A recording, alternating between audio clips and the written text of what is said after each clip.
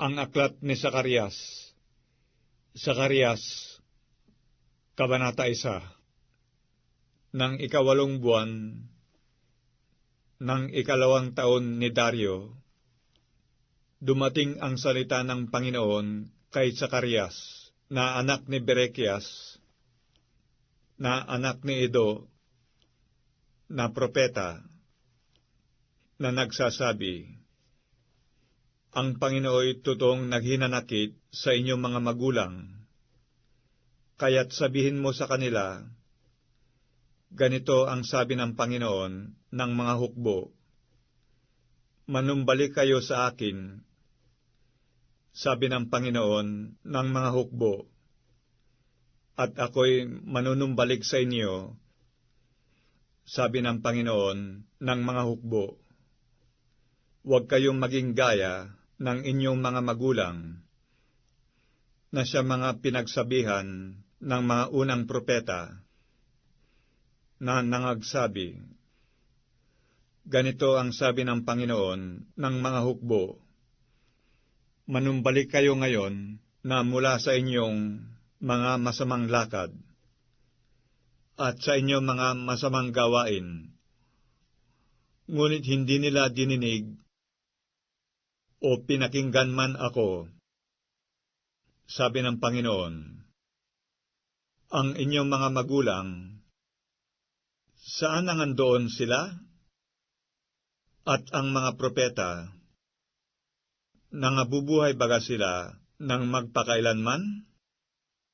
Ngunit ang aking mga salita at ang aking mga palatuntunan na aking iniutos sa aking mga lingkod na mga propeta, hindi baga nagsiabot sa inyong mga magulang? At sila'y nanumbalik at nangagsabi, kung paano ang inisip na gawin ng Panginoon ng mga hukbo sa amin, ayon sa aming mga lakad, at ayon sa aming mga gawa, gayon ang ginawa niya sa amin. Nang 24 na araw, ng 11 buwan, na 9 buwan ng Sebat, ng ikalawang taon ni Dario, dumating ang salita ng Panginoon kay Zacarias, na anak ni Berekias, na anak ni Iddo, na propeta, na nagsasabi, aking nakita sa gabi, at narito, ang isang lalaking nakasakay sa isang mapulang kabayo, at siya'y tumayo sa mga puno ng mirto na nasa pinakamababa, at sa likuran niya'y may mga kabayong mapula, alasan, at maputi. Nang magkagayoy sinabi, O Panginoon ko, ano ang mga ito? At ang anghel na nakikipag-usap sa akin ay nagsabi sa akin, aking ipakikita sa iyo kung ano-ano ang mga ito.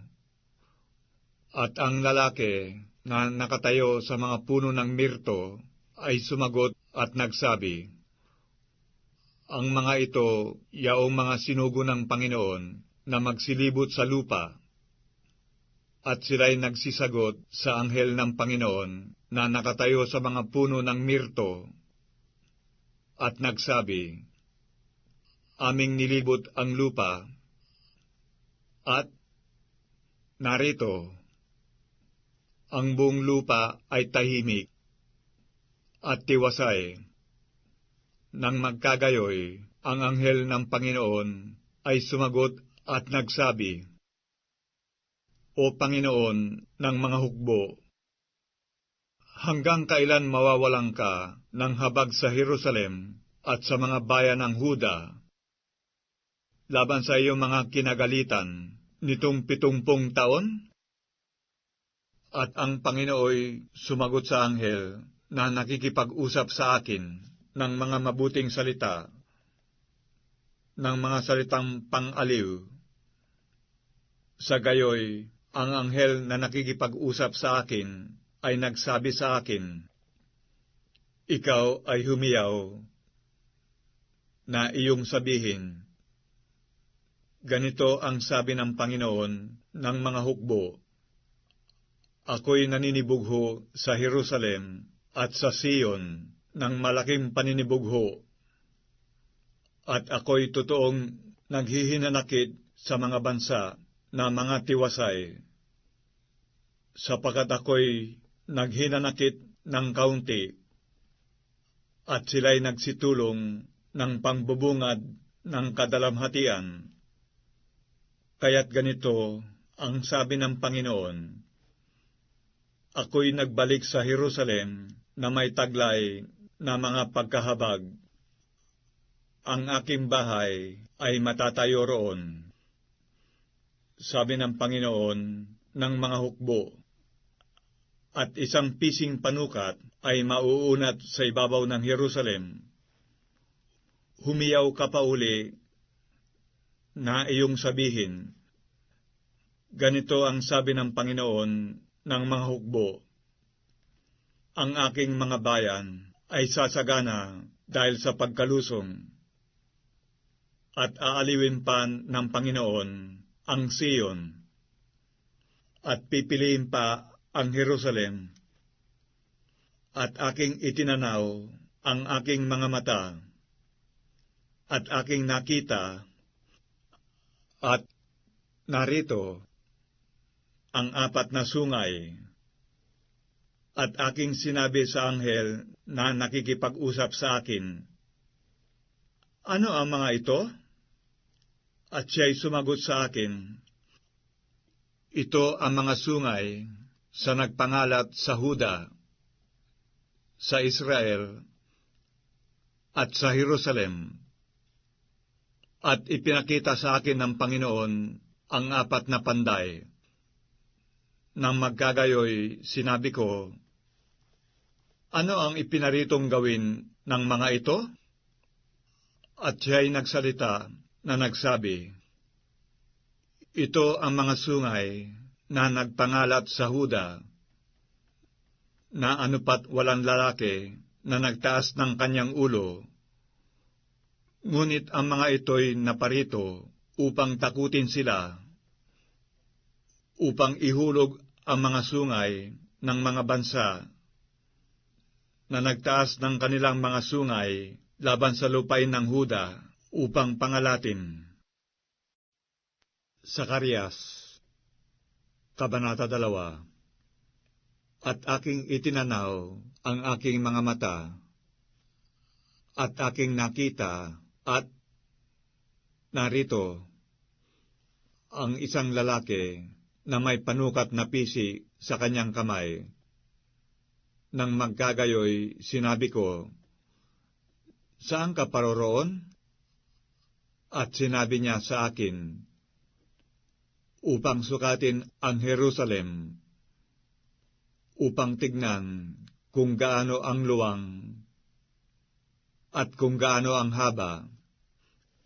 At narito, ang anghel na nakikipag-usap sa akin ay umalis, at ibang anghel ay lumabas na sumalubong sa kanya, at sinabi sa kanya, tumakbo ka, iyong salitain sa binatang ito, na sabihin, ang Jerusalem ay tatahanan, na parang mga nayon na walang mga kuta, dahil sa karamihan ng mga tao at hayop doon, sapagkat ako, sabi ng Panginoon, ay magiging sa kanya'y isang kutang apoy sa palibot, at ako'y magiging kaluwalhatian sa gitna niya.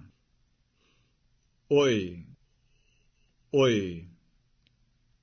magsitakas kayo mula sa lupain ng hilagaan, sabi ng Panginoon, sapagkat kayo'y aking pinangalat na parang apat na hangin sa himpapawid. sabi ng Panginoon, Oy Sion, tumanan ka, ikaw na tumatanan ng kasama ng anak na babae ng Babylonia, sapagkat ganito ang sabi ng Panginoon ng mga hukbo, dahil sa kaluwalhatian ay sinugo niya ako sa mga bansa na nananamsam sa inyo, sapagkat ang humihipo sa inyo ay humihipo sa itim ng kanyang mata, sapagkat narito, aking ikukumpas ang aking kamay sa kanila, at sila'y magiging samsam niyaong nangaglilingkod sa kanila, at inyong malalaman na ang Panginoon ng mga hukbo ang nagsugo sa akin. Ikaw ay umawit at magalak, o anak na babae ng Sion, sapagkat narito, ako'y naparirito, at ako'y tatahan sa gitna mo, sabi ng Panginoon. At maraming bansa ay magpipisan sa Panginoon sa araw na yaon, at magiging aking bayan, at ako'y tatahan sa gitna mo, at iyong malalaman na ang Panginoon ng mga hukbo ay siyang nagsugo sa akin sa iyo, at mamanahin ng Panginoon ang Huda na pinakabahagi niya sa banal na lupain, at pipiliin pa ang Jerusalem. Tumahimik ang lahat na tao sa harap ng Panginoon, sapagkat siya'y gumising na sa kanyang banal na tahanan. Zacarias, Kabanata 3. At ipinakita niya sa akin si Josue na pangulong saserdote na nakatayo sa harap ng anghel ng Panginoon, at si Satanas na nakatayo sa kanyang kanan upang maging kanyang kaaway. At sinabi ng Panginoon kay Satanas, Sawayin ka nawa ng Panginoon, O Satanas. Oo, ang Panginoon na pumili ng Jerusalem ay sumaway nawa sa iyo. Di ba ka ito'y isang dupong na naaagaw sa apoy? Si Josue nga ay nabibihisan ng maruming kasuotan at nakatayo sa harap ng anghel. At siya'y sumagot at nagsalita sa mga yaon na nangakatayo sa harap niya, na nagsabi, Hubarin ninyo ang mga maruming suot sa kanya. At sa kanya'y kanyang sinabi, Narito, aking pinaram ang iyong kasamaan, at aking susuotan ka ng mainam na kasuotan. At aking sinabi, susuotan siya nila ng isang magandang mitra sa kanyang ulo. Sa gayoy, sinuotan siya ng magandang mitra sa kanyang ulo, at sinuotan siya ng mga kasuotan. At ang anghel ng Panginoon ay nakatayo sa siping. At ang anghel ng Panginoon ay tumutol kay Josue na nagsabi, Ganito ang sabi ng Panginoon ng mga hukbo, Kung ikaw ay lalakad sa aking mga daan, at kung iyong iingatan ang aking bilin, iyo nga ring hahatulan ang aking bayan, at iyo ring iingatan ang aking mga looban, at bibigyan kita ng kalalagyan sa gitna ng mga ito na nangakaharap. Dinggin mo ngayon, O Josue, na pangulong saserdote, dinggin mo, at ng iyong mga kasama na nangakaupo sa harap mo, sapagkat sila'y mga taong pinakatanda, sapagkat narito, aking ilalabas ang aking lingkod na sanga, sapagkat narito ang bato na aking inilagay sa harap ni Josue. Sa ibabaw ng isang bato ay may 7 mata. Narito, aking iuukit ang ukit niyaon, sabi ng Panginoon ng mga hukbo, at aking aalisin ang kasamaan ng lupain yaon sa isang araw. Sa araw na yaon, sabi ng Panginoon ng mga hukbo, tatawagin ng bawat isa sa inyo ang kanyang kapwa sa lilim ng puno ng ubas at sa lilim ng puno ng igos. Zacarias, Kabanata 4. At ang anghel na nakipag-usap sa akin ay bumalik, at ginising ako na gaya ng tao na nagigising sa kanyang pagkakatulog. At sinabi niya sa akin, ano ang iyong nakikita? At aking sinabi, ako'y tumingin, at narito, isang kandelero na taganas na ginto, na may tasa sa ibabaw niyaon, at ang 7 ilawan niyaon sa ibabaw. May 7 tubo sa bawat isa sa mga ilawan na nasa ibabaw niyaon, at may 2 puno ng olibo sa siping niyaon, isa sa dakong kanan ng tasa, at ang isa'y sa dakong kaliwa niyaon.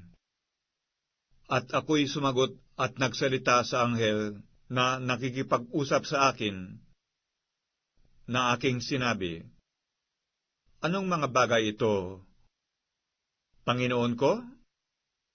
Nang magkagayoy, ang anghel na nakikipag-usap sa akin ay sumagot na nagsabi sa akin, hindi mo baga nalalaman kung ano ang mga ito? At aking sinabi, hindi, Panginoon ko. Nang magkagayoy, siya'y sumagot at nagsalita sa akin, na nagsasabi, ito ang salita ng Panginoon kay Zorobabel, na sinasabi, hindi sa pamamagitan ng kalakasan, ni ng kapangyarihan, kundi sa pamamagitan ng aking espiritu, sabi ng Panginoon ng mga hukbo. Sino ka? O malaking bundok? Sa harap ni Zorobabel ay magiging kapatagan ka, at kanyang ilalabas ang pangulong bato na may hiyawan. Biyaya, biyaya sa kanya. Bukod dito'y, ang salita ng Panginoon ay dumating sa akin, na nagsasabi, ang mga kamay ni Zorobabel ay siyang naglagay ng mga tatagang baon ng bahay na ito. Ang kanyang mga kamay ay siya ring tatapos. At iyong malalaman na ang Panginoon ng mga hukbo ay siyang nagsugo sa akin sa inyo. Sapagkat sinong nagsihamak sa araw ng maliliit na bagay? Sapagkat ang 7 ito ay mga gagalak, at makikita nila ang pabatong tingga sa kamay ni Zorobabel. Ang mga ito'y mga mata ng Panginoon, na nangagpaparoot parito sa buong lupa. Nang magkagayoy, sumagot ako, at nagsabi sa kanya, ano itong 2 puno ng olibo sa dakong kanan ng kandelero, at sa dakong kaliwa? At ako'y sumagot na ikalawa, at nagsabi sa kanya, ano ang 2 sangang olibong ito na nasa siping ng 2 gintong padaluyan, na dinadaluyan ng langis na ginintuan? At siya'y sumagot sa akin, at nagsabi, hindi mo baga nalalaman kung ano ang mga ito? At aking sinabi, Hindi, Panginoon ko. Nang magkagayoy, sinabi niya, Ito ang 2 anak na pinahiran ng langis na nakatayo sa siping ng Panginoon ng buong lupa. Zacarias, Kabanata 5. Nang magkagayoy, itinanaw ko uli ang aking mga mata, at aking nakita, at narito, isang lumilipad na balumbon, at sinabi niya sa akin, Ano ang iyong nakikita? At ako'y sumagot, Aking nakikita'y isang lumilipad na balumbon. Ang haba niyaon ay 20 siko, at ang luwang niyaon ay 10 siko. Nang magkagayoy, sinabi niya sa akin, Ito ang sumpa na lumalabas sa ibabaw ng buong lupain, sapagat ang bawat magnanakaw ay mahihiwalay sa isang dako ayon doon, at bawat manunumpa ay mahihiwalay sa kabilang dako ayon doon. Aking ilalabas yaon, sabi ng Panginoon ng mga hukbo, at papasok sa bahay ng magnanakaw, at sa bahay niyaong nanunumpa ng kasinungalingan sa pangalan ko, at tatahan sa gitna ng bahay niya, at pupugnawing 10 ng mga kahoy niyaon at mga bato niyaon.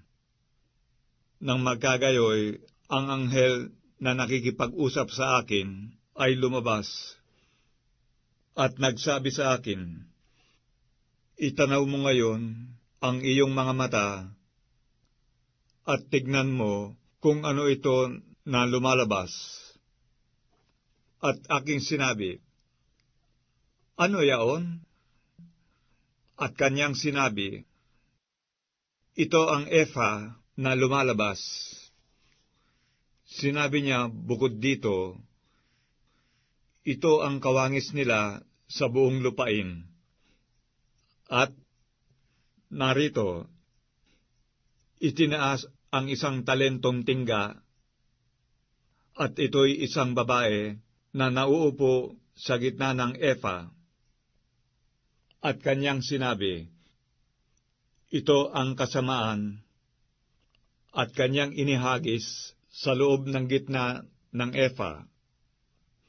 At kanyang inihagis ang panimbang na tingga sa bunganga niyaon. Nang magkagayoy, itinanaw ko ang aking mga mata, at aking nakita, at narito, lumabas ang 2 babae, at may dalang hangin sa kanilang mga pakpak.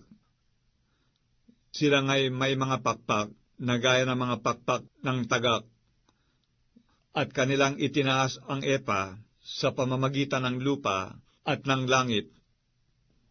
Nang magkagayoy, sinabi ko sa anghel na nakikipag-usap sa akin, Saan dinadala ng mga ito ang Epha? At sinabi niya sa akin, Upang ipagtayo siya ng bahay sa lupain ng Shinar, at pagka nahanda na, siya'y malalagay roon sa kanyang sariling dako.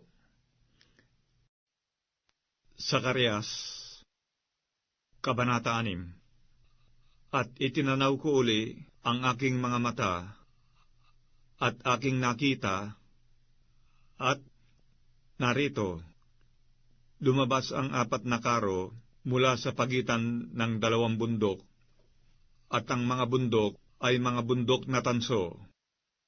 Sa unang karo ay may mga kabayong mapula, at sa ikalawang karo ay mga kabayong maitim, at sa ikatlong karo ay may mga kabayong maputi, at sa ika-4 na karo ay mga kabayong kulay abo, Nang magkagayoy, ako'y sumagot at sinabi ko sa anghel na nakikipag-usap sa akin, "Ano ang mga ito, Panginoon ko?"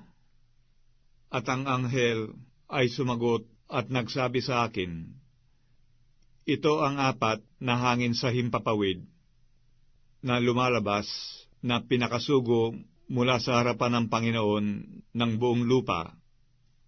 Ang karo na kinasisingkawan ng mga kabayong maitim ay lumalabas sa dakong lupaing hilagaan, at ang sa mga maputi ay lumalabas na kasunod na mga yaon. At ang mga kulay abo ay nagsilabas sa dakong lupaing timugan, at ang mga malakas ay nagsilabas at nangagpumilit na yumaon upang malibot ang lupa. At kanyang sinabi, Kayo'y magsiyaon at mangagparoot parito sa buong lupa. Sa gayoy, sila'y nangagparoot parito sa buong lupa. Nang magkagayoy, hiniyawan niya ako at nagsalita sa akin na nagsasabi, Narito, silang nagsiparito sa dakong lupaing hilagaan ay nagpatahimik sa aking diwa sa lupaing hilagaan. At ang salita ng Panginoon ay dumating sa akin na nagsasabi, Kumuha ka sa nangabihag kay Heldai, kay Tobias, at kay Hedaya, at yumaong ka sa araw ding yaon, at pumasok ka sa bahay ni Hosias, na anak ni Sepanias, na nagsibalik mula sa Babilonya. Oo, kumuha ka sa kanila ng pilak at ginto, at gawin mong mga putong, at mga iputong mo sa ulo ni Josue, na anak ni Josadak, na pangulong saserdote, at salitain mo sa kanya na sabihin, Ganito ang salita ng Panginoon ng mga hukbo, na nagsasabi, Narito, ang lalaki na ang pangalay Sanga, at siya'y sisibol sa kanyang dako, at itatayo niya ang templo ng Panginoon. Sa makatwid bagay, kanyang itatayo ang templo ng Panginoon, at siya'y magtataglay ng kaluwalhatian, at mauupo at magpupuno sa kanyang luklukan, at siya'y magiging saserdote sa kanyang luklukan, at ang payo ng kapayapaan ay mapapasa pagitan nila kapwa, at ang mga putong ay magiging pinakaalaala sa templo ng Panginoon kay Helem, at kay Tobias, at kay Hedaya, at kay Hen, na anak ni Sepanias. At silang nasa malayo ay magsisiparito at mangagtatayo sa loob ng templo ng Panginoon. At inyong malalaman na ang Panginoon ng mga hukbo ay siyang nagsugo sa inyo, at ito'y mangyayari kung inyong tatalimahing masikap ang tinig ng Panginoon ninyong Diyos. Zacarias, Kabanata 7. At nangyari, nang ika-4 na taon ng Haring si Dario, na ang salita ng Panginoon ay dumating kay Zacarias ng ika-4 na araw ng ika-9 na buwan, sa makatwid bagay sa Kislev. Sinugo nga ng mga taga Bet-El si Sariser at si Regimelek at ang kanilang mga lalaki upang hilingin ang lingap ng Panginoon at upang magsalita sa mga saserdote ng bahay ng Panginoon ng mga hukbo at sa mga propeta na sabihin, Iiyak baga ako sa ika-5 buwan na ako'y hihiwalay gaya ng aking ginawa nitong maraming taon? Nang magkagayoy, dumating ang salita ng Panginoon ng mga hukbo sa akin, na nagsasabi, "Salitain mo sa lahat ng tao ng lupain at sa mga saserdote, na iyong sabihin, nang kayo'y mag-ayuno at tumangis ng 5 at 7 buwan, nito ngang 70 taon, kayo bagay nag-ayunong lubos sa akin, para sa akin? At pagka kayo'y nagsisikain, at pagka kayo'y nagsisiinom, di baga kayo'y nagsisikain sa ganang inyong sarili at nagsisiinom sa ganang inyong sarili? Di baga ninyo dapat dinggin ang mga salita na isinigaw ng Panginoon sa pamamagitan ng mga unang propeta, nang ang Jerusalem ay tinatahanan at nasa kaginhawaan, at ang mga bayan niyaon na nangasa palibot niya, at ang timugan, at ang mababang lupain ay tinatahanan? At ang salita ng Panginoon ay dumating kay Zacarias na nagsasabi, ganito ang sinalita ng Panginoon ng mga hukbo, na nagsasabi, mangaglapat kayo ng tunay na kahatulan, at magpakita ng kaawaan at ng kahabagan ang bawat isa sa kanyang kapatid. At huwag ninyong pighatiin ang babaeng bao, ni ang ulilaman, ang taga-ibang lupa, ni ang dukhaman, at sino man sa inyo ay huwag mag-isip ng kasamaan sa inyong puso laban sa kanyang kapatid. Ngunit kanilang tinanggihang dinggin, at kanilang iniurong ang balikat, at nagtakip ng pakinig, upang huwag nilang marinig. Oo, kanilang ginawa na parang batong diamante ang kanilang puso upang huwag magsidinig ng kautusan at ng mga salita na ipinasugo ng Panginoon ng mga hukbo sa pamamagitan ng kanyang espiritu ng mga unang propeta.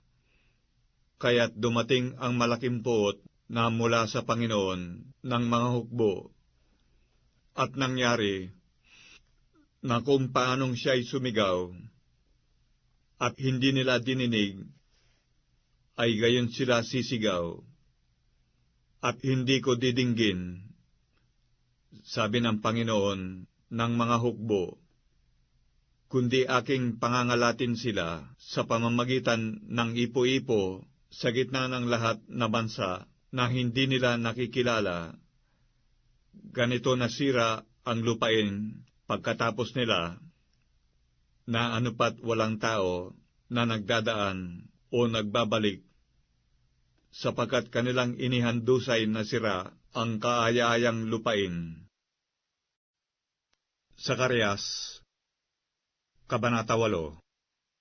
At ang salita ng Panginoon ng mga hukbo ay dumating sa akin, na nagsasabi, ganito ang sabi ng Panginoon ng mga hukbo, ako'y may paninibugho sa Sion ng malaking paninibugho, at ako'y may paninibugho sa kanya ng malaking puot. Ganito ang sabi ng Panginoon, ako'y nagbalik sa Sion, at tatahan ako sa gitna ng Jerusalem, at ang Jerusalem ay tatawagin bayan ng katotohanan, at ang bundok ng Panginoon ng mga hukbo, ang banal na bundok. Ganito ang sabi ng Panginoon ng mga hukbo, tatahanan pa ng mga matandang lalaki at babae ang mga lansangan ng Jerusalem, bawat tao na may kanyang tungkod sa kanyang kamay dahil sa totoong katandaan.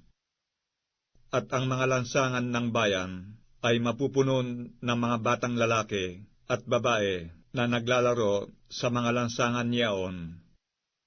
Ganito ang sabi ng Panginoon ng mga hukbo, kung maging kagilagilalas sa mga mata ng nalabi sa bayang ito sa mga araw na yaon, magiging kagilagilalas din naman baga sa aking mga mata? Sabi ng Panginoon ng mga hukbo. Ganito ang sabi ng Panginoon ng mga hukbo, narito, aking ililigtas ang aking bayan sa lupaing silanganan at sa lupaing kalunuran, at aking dadalhin sila, at sila'y magsisitahan sa gitna ng Jerusalem, at sila'y magiging aking bayan, at ako'y magiging kanilang Diyos sa katotohanan at sa katwiran. Ganito ang sabi ng Panginoon ng mga hukbo, inyong palakasin ang inyong mga kamay, ninyong nakakarinig sa mga araw na ito ng mga salitang ito sa bibig ng mga propeta, mula ng araw na ilagay ang tatagambaon sa bahay ng Panginoon ng mga hukbo, sa templo, upang matayo, sapagkat bago dumating ang mga araw na yaon, ay walang upa sa tao, ni anumang upa sa hayop, at wala ring anumang kapayapaan doon sa lumalabas o pumapasok dahil sa kaaway, sapagkat aking inilagay ang lahat na tao na bawat isa'y laban sa kanyang kapwa. Ngunit ngayoy, sa nalabi sa bayang ito, ay hindi ako magiging gaya ng mga unang araw, sabi ng Panginoon ng mga hukbo, sapagkat magkakaroon ng binhi ng kapayapaan. Ang puno ng ubas ay magbubunga, at ang lupa'y mapapakinabangan, at ibibigay ng langit ang kanyang hamog, at aking ipamamana sa nalabi sa bayang ito ang lahat na bagay na ito, at mangyayari na kung paanong kayo'y naging isang sumpa sa gitna ng mga bansa, o sambahayan ni Huda at sambahayan ni Israel, gayon ko kayo ililigtas, at kayo'y magiging isang kapalaran.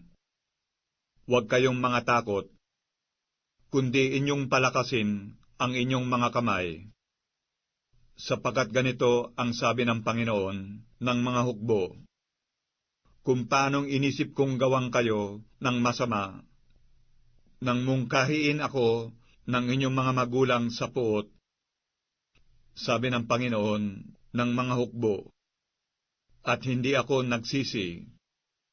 Gayon ko uli inisip sa mga araw na ito, nang gawan ng mabuti ang Jerusalem at ang sambahayan ni Huda. Huwag kayong mga takot. Ito ang mga bagay na inyong gagawin. Magsalita ang bawat isa sa inyo ng katotohanan sa kanyang kapwa. Humatol kayo ng katotohanan at kapayapaan sa inyong mga pintuang bayan, at huwag mag-isip ang sino man sa inyo ng kasamaan sa inyong puso laban sa kanyang kapwa, at huwag ninyong ibigin ang sinungaling na sumpa, sapagkat ang lahat ng ito ay mga bagay na aking kinapupuotan, sabi ng Panginoon. At ang salita ng Panginoon ng mga hukbo ay dumating sa akin, na nagsasabi, ganito ang sabi ng Panginoon ng mga hukbo, ang ayuno sa ika-4 na buwan, at ang ayuno sa ika-5, at ang ayuno sa ika-7, at ang ayuno sa ika-10, ay magiging sasambahayan ni Huday kagalakan at kaligayahan, at mga masayang kapistahan, kaya't inyong ibigin ang katotohanan at kapayapaan. Ganito ang sabi ng Panginoon ng mga hukbo, mangyayari pa na darating ang mga bansa at ang nagsisitahan sa maraming bayan, at ang nagsisitahan sa isang bayan ay paroroon sa isa, na magsasabi, magsiparoon tayong madali na ating hilingin ang lingap ng Panginoon at hanapin ang Panginoon ng mga hukbo. Ako man ay paroroon. Oo, maraming bansa at mga matibay na bansa ay magsisiparoon upang hanapin ang Panginoon ng mga hukbo sa Jerusalem at hilingin ang lingap ng Panginoon. Ganito ang sabi ng Panginoon ng mga hukbo, sa mga araw na yaoy mangyayari, na 10 lalaki sa lahat ng wika sa mga bansa ay magtatanganan. Sila nga'y magsisitangan sa laylayan niya na Hudyo, na magsasabi, kami ay magsisiyaong kasama mo, sapagkat aming narinig na ang Diyos ay kasama mo. Zacarias, Kabanata 9. Ang hula na salita ng Panginoon laban sa lupain ng Hadrak at Damasco ang magiging pahingahang dakon yaon, sapagkat ang mata ng tao at ang lahat ng mga lipi ng Israel ay nasa Panginoon. At gayon din sa Hamat, na kahangganan nito, sa Tiro at Sidon, sapagkat sila'y totoong pantas, at ang Tiro ay nagtayon ng katibayan, at nagbunton ng pilak na parang alabok, at ng mainam na ginto na parang putik sa mga lansangan. Narito, aalisan siya ng Panginoon, at kanyang sisirain sa dagat ang kapangyarihan niya, at siya'y lalamunin ng apoy.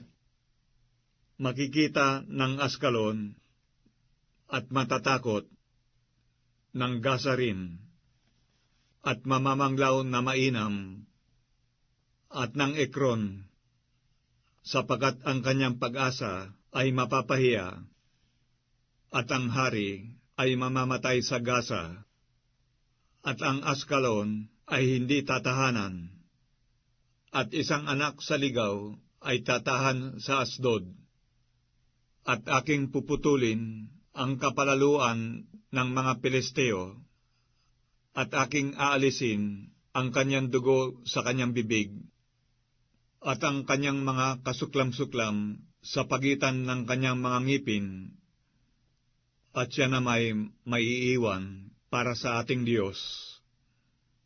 At siya'y magiging gaya ng Pangulo sa Huda, at ang Ekron ay gaya ng Hebuseo, at ako'y magtitirik ng kampamento sa palibot ng aking bahay laban sa hukbo, na walang makadadaan ni makababalik, at walang mamimighati na daraan pa sa mga yaon. Sapagkat ngayoy tumingin ako ng aking mga mata, magalak kang mainam, o anak na babae ng Sion. Humiyaw ka, o anak na babae ng Jerusalem. Narito, ang iyong hari ay naparirito sa inyo. Siya'y ganap at may pagliligtas, mapagmababa, at nakasakay sa isang asno, sa isang batang asno na anak ng asnong babae. At aking ihihiwalay ang karo mula sa Ephraim, at ang kabayo'y mula sa Jerusalem, at ang mga busog na pambaka ay mapuputol, at siya'y magsasalita ng kapayapaan sa mga bansa, at ang kanyang kapangyarihan ay magiging sa dagat, at mula sa ilog hanggang sa mga wakas ng lupa. Tungkol sa iyo naman, dahil sa dugo ng iyong tipan, ay aking pinalabas ang iyong mga bilanggo sa hukay na walang tubig.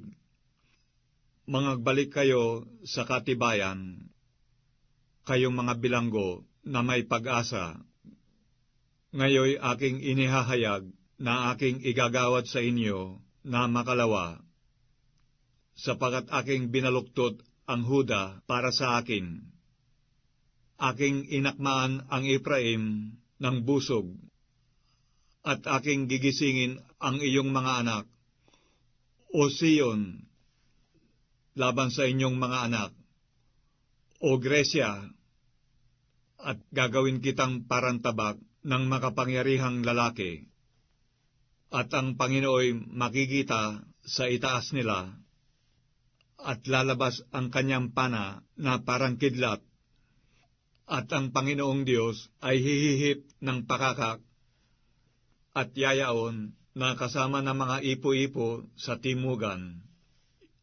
Ipagsasanggalang sila ng Panginoon ng mga hukbo, at sila'y mga nanakmal, at kanilang yayapakan ang mga batong panghilagpos, at sila'y magsisiinom at mag-iingay na gaya ng sa alak, at sila'y mga pupunong parang mga tasa, parang mga sulok ng dambana, at ililigtas sila ng Panginoon nilang Diyos sa mga araw na yaon na gaya ng kawan ng kanyang bayan, sapagkat magiging gaya ng mga bato ng isang putong na nataas sa matataas sa kanyang lupain, sapagkat pagkalaki ng kanyang kabutihan at pagkalaki ng kanyang kagandahan, pagiginhawain ng trigo ang mga binata,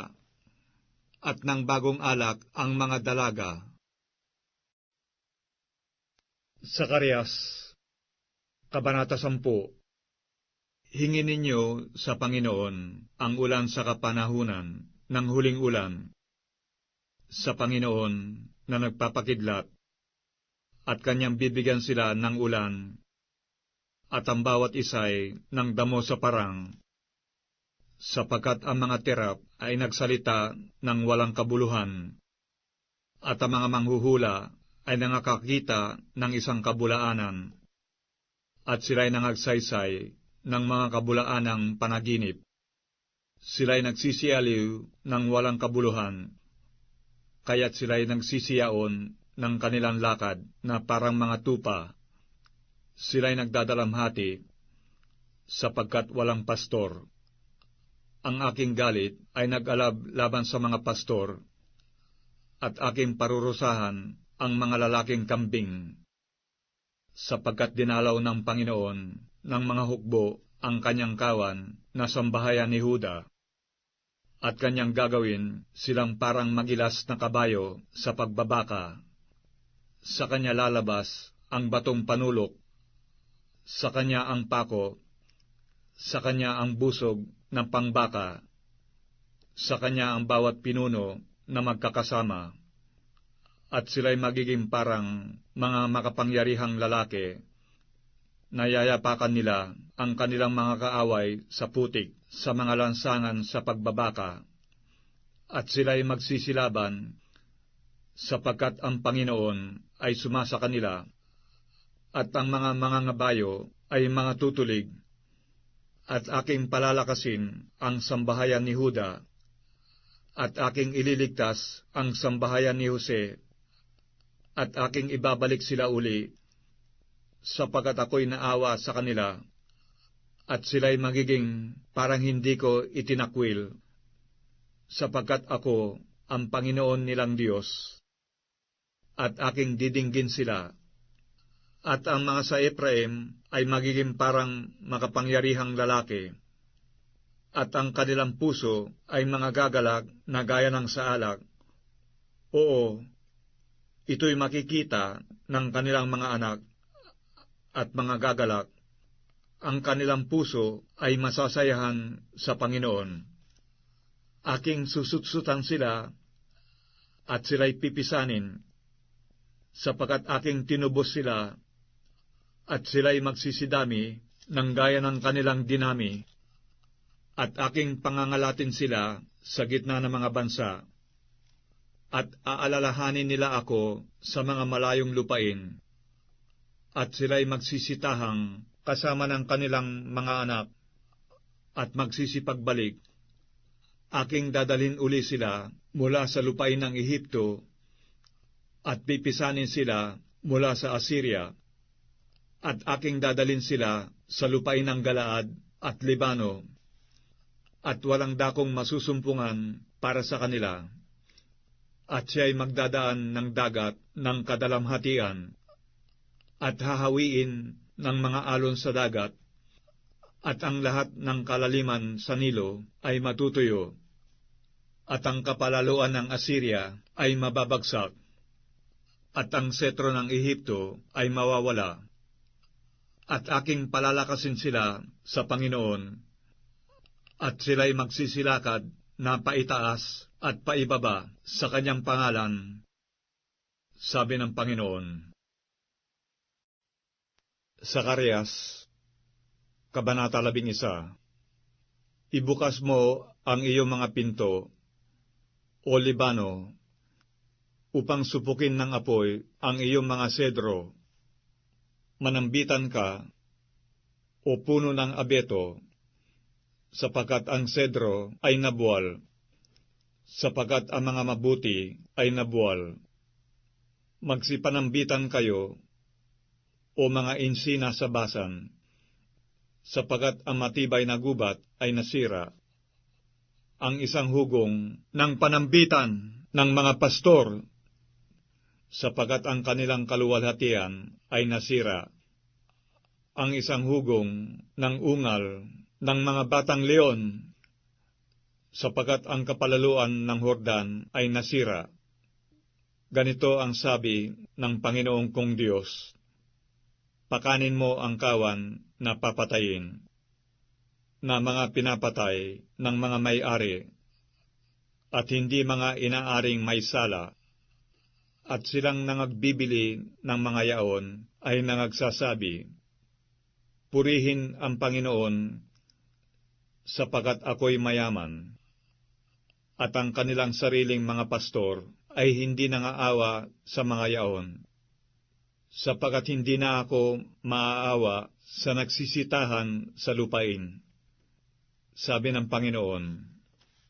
Kundi, narito, aking ibibigay ang bawat isa sa mga tao sa kamay ng kanyang kapwa at sa kamay ng kanyang hari, at kanilang ipapahamak ang lupain, at mula sa kanilang kamay ay di ko ililigtas sila. Sa gayoy, aking pinapanginain ang kawan na papatayin, katotohanang kaawa-awang kawan, at nagdala ako ng 2 tungkod.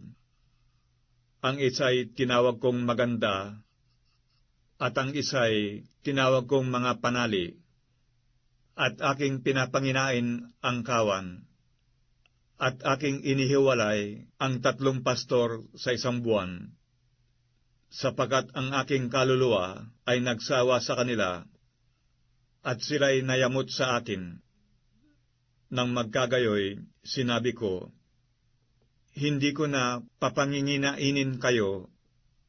Ang namamatay ay mamamatay, at ang nahihiwalay ay mahiwalay, at ang mga iwan ay mga kainan ng laman ng isa't isa.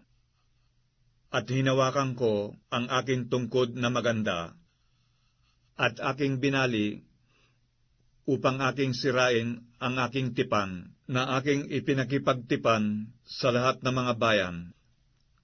At nasira ng araw na yaon, at ganito nakilala ng kaawa-awa sa kawan na nagmamasid sa akin sa yaoy salita ng Panginoon. At sinabi ko sa kanila, kung inaakala ninyong mabuti, bigyan ninyo ako ng aking kaupahan, at kung hindi, inyong pabayaan. Sa gayoy, kanilang tinimbangan ang kaupahan ko ng 30 putol na pilak.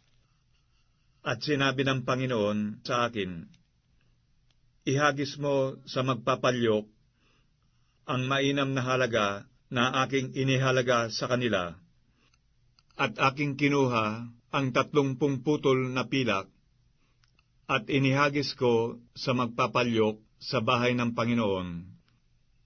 Nang magkagayoy, binali ko ang aking isang tungkod sa makatwid bagay, ang mga panali, upang aking masira ang pagkakapatiran ng Huda at ng Israel. At sinabi sa akin ng Panginoon, magdala ka pa uli ng mga kasangkapan ng isang mangmang na pastor, sapagkat narito, ako'y magditindig ng isang pastor sa lupain, na hindi dadalawin yaong nangahihiwalay, ni hahanapin man yaong nangaliligaw, ni pagagalingin man yaong mga pilay, ni papanginginainin man yaong mga magaling, kundi kanyang kakainin ang laman ng mataba at lulurayin ang kanilang mga kuko. Sa aba ng walang kabuluhang pastor na nagpapabaya ng kawan, ang tabak ay sasapit sa kanyang kamay, at sa kanyang kanang mata, ang kanyang kamay ay matutuyong mainam, at ang kanyang kanang mata ay lalabong lubos. Zacarias, Kabanata 12. Ang hula na salita ng Panginoon tungkol sa Israel. Ganito ang sabi ng Panginoon, na nag-uunat ng langit at naglalagay ng mga patibayan ng lupa at naglalalang ng diwa sa loob ng tao. Narito, aking gagawin ang Jerusalem na isang tasang panglito sa lahat ng bayan sa palibot, at sa Huda man ay magiging gayon sa pagkakubkob laban sa Jerusalem. At mangyayari sa araw na yaon, na aking gagawin ang Jerusalem na isang batong mabigat sa lahat ng bayan. Lahat na magsipasan sa kanya ay mga susugatang mainam, at ang lahat na bansa sa lupa ay magpipisan laban sa kanya. Sa araw na yaon, sabi ng Panginoon, aking tutuligin ang bawat kabayo, at ang kanyang sakay ng pagkaulol, at aking ididilat ang aking mga mata sa sambahayan ni Huda, at aking bubulagin ang bawat kabayo ng mga bayan. At ang mga pinakapuno sa Huda ay magsasabi sa sarili, ang mga nananahan sa Jerusalem ay aking kalakasan sa Panginoon ng mga hukbo ng kanilang Diyos.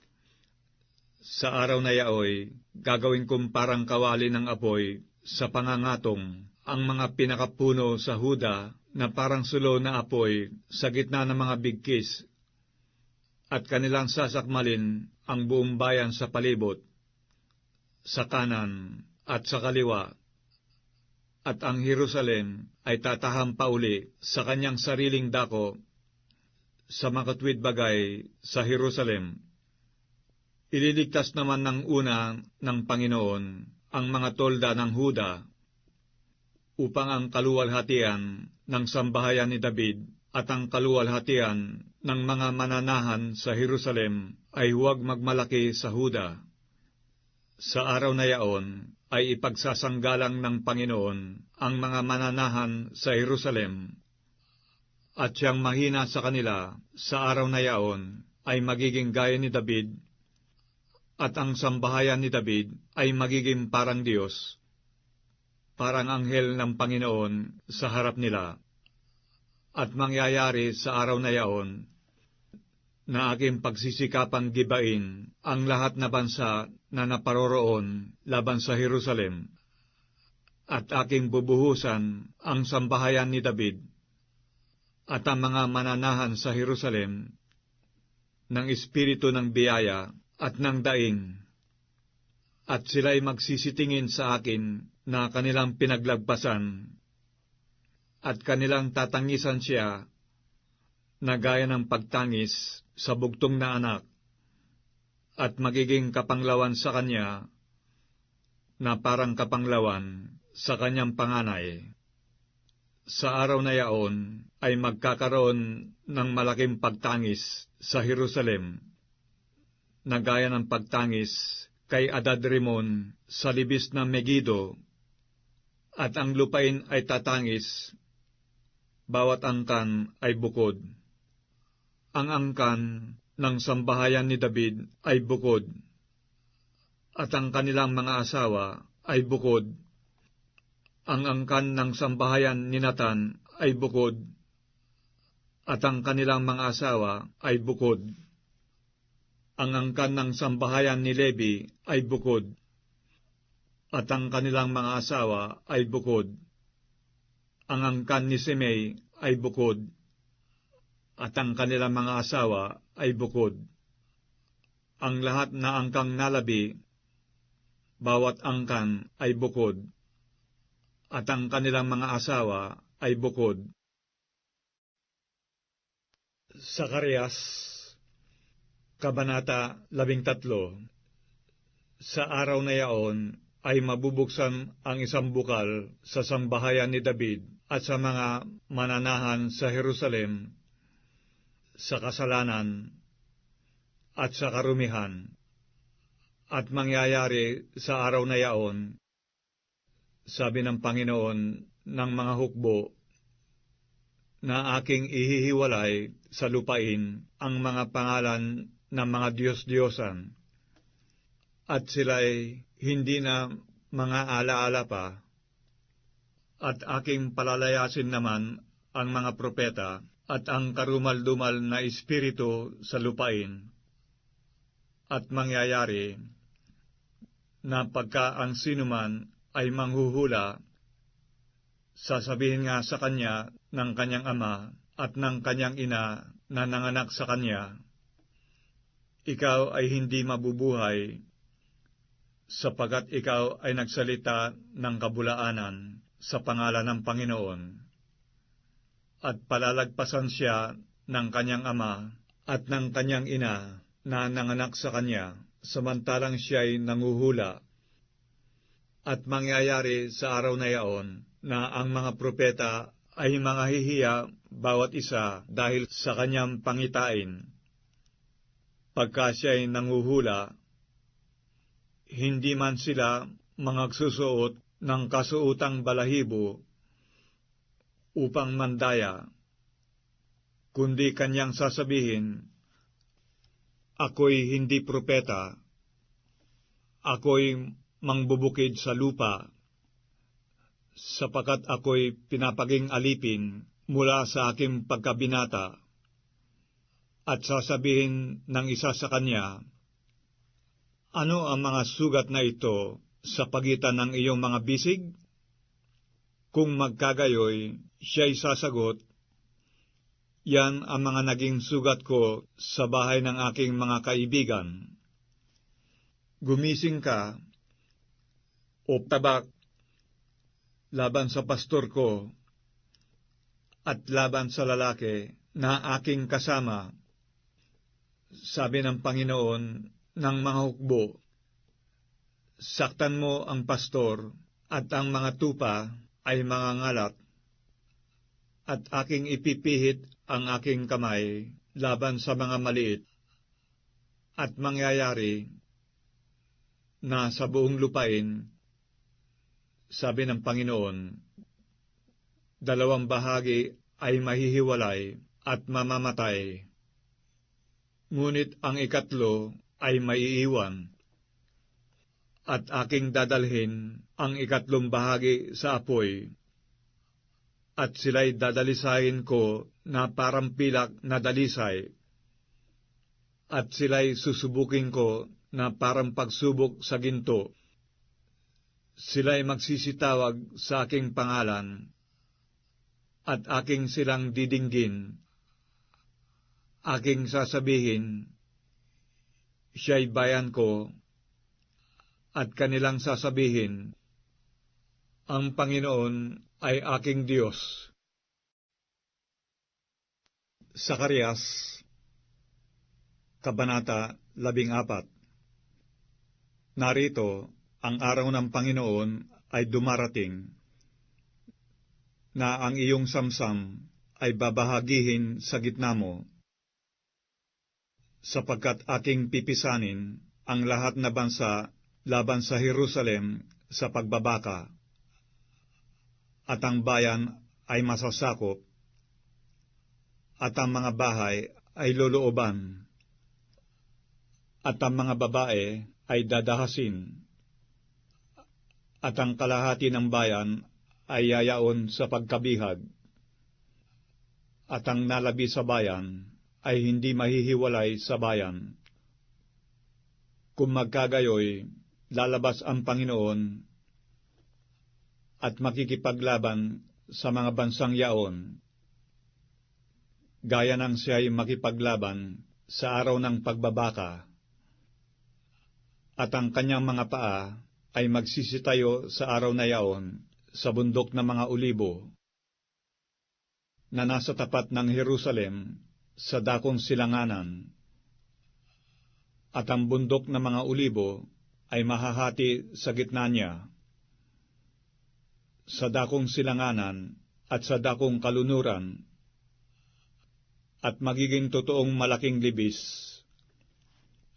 at ang kalahati ng bundok ay malilipat sa dakong hilagaan, at ang kalahati ay sa dakong timugan, at kayo'y magsisitakas sa libis ng aking mga bundok, sapagat ang libis na mga bundok ay magsisiabot hanggang sa Asel. Oo, kayo'y magsisitakas gaya ng kayo'y tumakas mula sa lindol ng mga kaarawan ni Osayas na hari sa Huda. At ang Panginoong kong Diyos ay darating, at ang lahat na banal na kasama niya, at mangyayari sa araw na yaon na hindi magkakaroon ng liwanag, at ang mga nagniningning ay uurong. Ngunit magiging isang araw na kilala sa Panginoon, hindi araw at hindi gabi, ngunit mangyayari na sa gabi ay magliliwanag, at mangyayari sa araw na yaon na ang buhay na tubig ay magsisibalong mula sa Jerusalem, kalahati niya ay sa dakong dagat silanganan, at kalahati niya ay sa dakong dagat kalunuran. Sa tag-init at sa taginaw mangyayari, at ang Panginooy magiging hari sa buong lupa. Sa araw na yaoy, magiging ang Panginoon ay isa, at ang kanyang pangalan ay isa. Ang buong lupain ay magiging gaya ng Araba, mula sa Geba hanggang sa Rimon na timugan ng Jerusalem, at siya'y matataas at tatahan sa kanyang dako, mula sa pintuang bayan ng Benjamin hanggang sa dako ng unang pintuang bayan, hanggang sa sulok na pintuang bayan, at mula sa muog ng Hananel hanggang sa pisa ng ubas ng hari. At ang mga tao'y magsisitahan doon, at hindi na magkakaroon pa ng sumpa, kundi ang Jerusalem ay tatahang tiwasay. At ito ang salot na ipinananalot ng Panginoon sa lahat na bayan na nakipagdigma laban sa Jerusalem.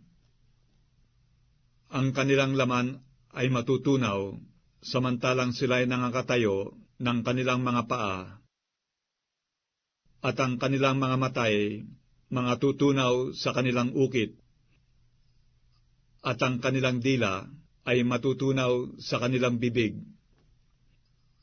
At mangyayari sa araw na yaon na magkakaroon ng isang malaking kaingay sa gitna nila na mula sa Panginoon, at hahawak ang bawat isa sa kanila sa kamay ng kanyang kapwa, at ang kamay niya'y magbubuhat laban sa kamay ng kanyang kapwa. At ang Huda naman ay makikipaglaban sa Jerusalem, at ang kayamanan ng lahat na bansa sa palibot ay mapipisan, ginto at pilak at kasuutan na totoong sagana, at magiging gayon ang salot sa kabayo, sa mula, sa kamelyo, at sa asno, at sa lahat ng hayop na naroroon sa mga kampamentong yaon na gaya ng salot na ito, at mangyayari sa bawat maiwan sa lahat na bansa na naparoon laban sa Jerusalem ay aahon taon-taon upang sumamba sa hari, sa Panginoon ng mga hukbo, at upang ipangilin ang mga kapistahan ng mga balag. At mangyayari na ang sinuman sa mga angkan sa lupa na hindi umahon sa Jerusalem upang sumamba sa hari, sa Panginoon ng mga hukbo, sila'y mawawalan ng ulan. At kung ang angkan ng Ehipto ay hindi umahon at hindi pumaroon, mawawalan din ng ulan sila. Magkakaroon ng salot na ipinananalot ng Panginoon sa mga bansa na hindi nagsisiahon upang ipagdiwan ang kapistahan ng mga balag. Ito ang magiging kaparusahan sa Ehipto at kaparusahan sa lahat na bansa na hindi nagsisiahon upang ipagdiwan ang kapistahan ng mga balag. Sa araw na yaon ay magkakaroon sa mga kampanilya ng mga kabayo kabanalan sa Panginoon, at ang mga palyok sa bahay ng Panginoon ay magiging gaya ng mga tasa sa harap ng dambana. Oo, bawat palyok sa Jerusalem at sa Huda ay aariing banal sa Panginoon ng mga hukbo, at silang lahat na nangaghahain ay magsisiparoon at magsisikuhan yaon at magpapakulo roon. At sa araw na yaon ay hindi na magkakaroon pa ng Kananeo sa bahay ng Panginoon ng mga hukbo.